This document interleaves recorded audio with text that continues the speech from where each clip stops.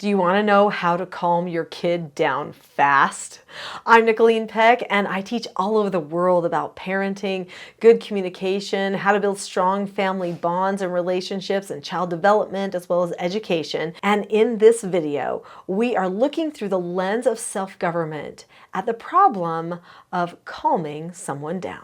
In this video, we're going to be talking about what types of behaviors need calming down, what allowing a child to go out of control actually does to the child, and what you can do to quickly calm your child down.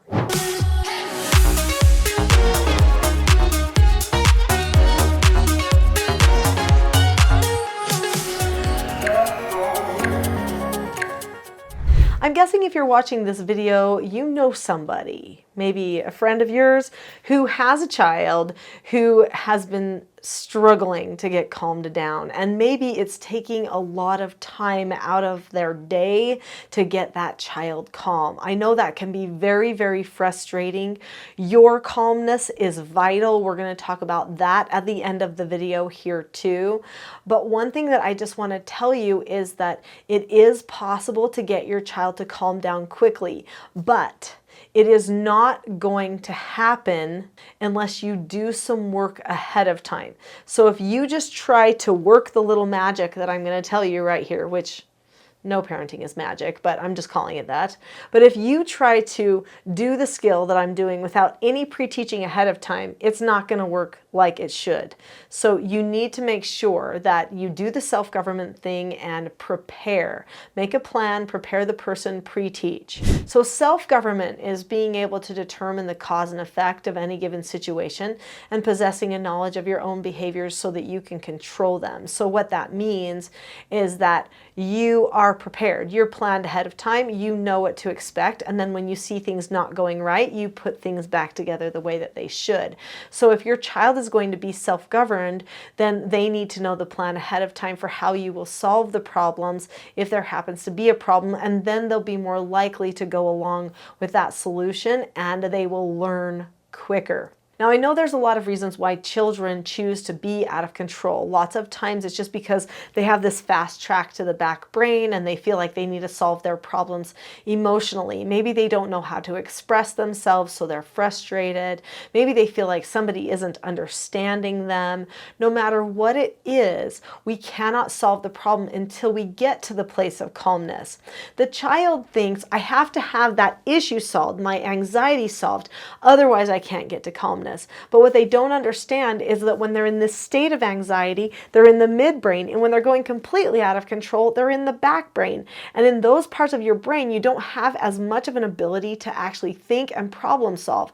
So we have to get ourselves calm so that we can go back to the resting state and be in front brain, be able to think clearly. Then we can actually solve our problem and be better understood. What that means is when the child is needing someone to understand them, the best thing you can do is say, I know right now that you want to tell me something about your toy that you can't find. I know that's upsetting to you and you want to have a discussion about that, but we're not going to discuss that until we get calm.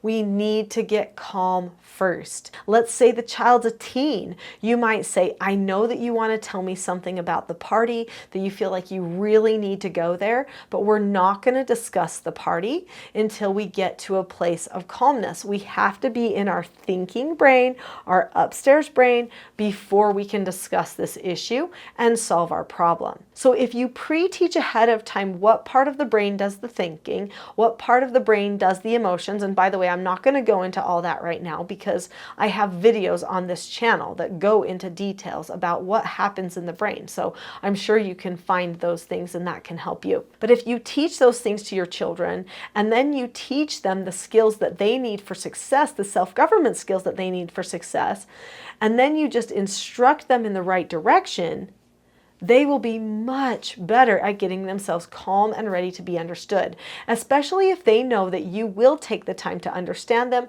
and help them solve their problems once they truly are calm. So one of the key things that you need to teach your children is how to help them go from dysregulation to regulation. That means they need to have a plan for that. There's something that we use called intensive teaching, which is really helpful at getting them to a place of calmness. Now, before we talk about that, I just want to mention that on this channel, almost every video on here gives insights to calmness and helping people be able to communicate better when they're at a place of calmness and how to get you to that place of calmness. So hopefully you've already subscribed to this channel because there's so much content that is going to be beneficial to you here.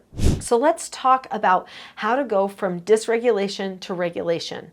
If your child is small, then we use something called a calm down spot. This is not the same as a timeout.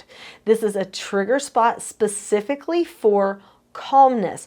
And if the person gets calm the second they touch the calm down spot, or even on the way to the calm down spot, they don't need to go there. And they are only there as long as they are needing to work on their calmness. This helps them see that that's what they need to do in that place is get calm, and that that's all that it's for. So after that, you would do a correction, a teaching moment, give them an opportunity to earn an extra chore, because a calm down spot is not a negative consequence designed to teach cause and effect as much as it is a trigger spot designed to help them bring their brains back to that front plane and remember, oh yeah, I can choose.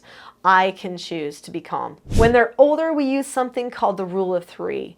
When we use the rule of three, we do 3 things 3 times. Now, these 3 skills are 3 skills of self-government that parents need to know in order to give themselves the vocabulary and the language to say to do proper teaching and guiding for a child who's needing help being pointed in the direction of calmness. They are pre-teaching and then instructing and then the feedback steps, which are either praise or correction. But you would do those 3 things 3 times. That's why it's called the rule of 3. The rule of 3 and the calm down spot are what we use to help an out of control child get calm fast. When I say to my child the cue phrase for the rule of 3, it seems to me that you might be out of instructional control. I'm going to start the rule of 3. They immediately go, oh, I need to get calm. Otherwise, I'm going to earn these 3 negative consequences, and I don't really want to do that. I just want to get calm so that we can talk about it. I might even say to them, I can tell you want to tell me something about your chore, and I want to know what that is, but we need to choose to get calm first. Then we can talk about it. And it seems like you might be out of instructional control, so I'm going to begin the rule of 3. And so that dialogue right there gives them a prep so that they go, am I going to follow the instruction? Now on this channel, hopefully you've already learned the steps to following instructions. There's many videos that talk about the steps to following instructions. If a child can do all 5 steps for following instructions, then that means they're in instructional control. So what I'm going to do is I'm going to do a pre-teach about following instructions, and then I'm going to give them an instruction. If they can do all 5 steps, then I will praise them. But if not, then I will do the steps for correction, which is a 7-step process for the parent. But the child knows all of these steps, no surprises. It's completely predictable. The way that it's predictable is I've pre-taught all of it ahead of time.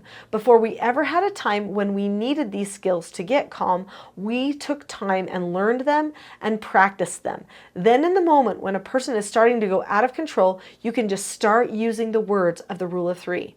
Now, there are some children who are incredibly strong-willed, who might even have higher anxiety levels. They may struggle getting calm at first. There are a couple of things that we can do. I talk about some other strategies on my TSG support group, which you can access through my website.